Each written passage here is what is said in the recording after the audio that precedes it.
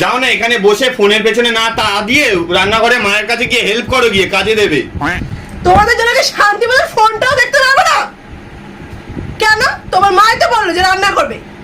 আমি কিছু রান্না করলেই বলে যে তোমার মা যে ভালো হবে না, ভালো হয়নি রান্না, সেই রান্না খাওয়া যায় না, আমার বাবু খাবে না। বুঝতে গেলে তো মায়ের সাথে সময় তো কাটাতে হবে, তুমি তো সময়ই কাটাও না।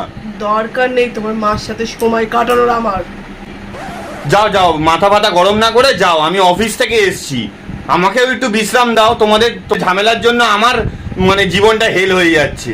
আর তো আমি রান্না করতে গেলে যে তোমার মা বলে আমার বাবু আমার হাতে রান্না ছাড়া খাবে না।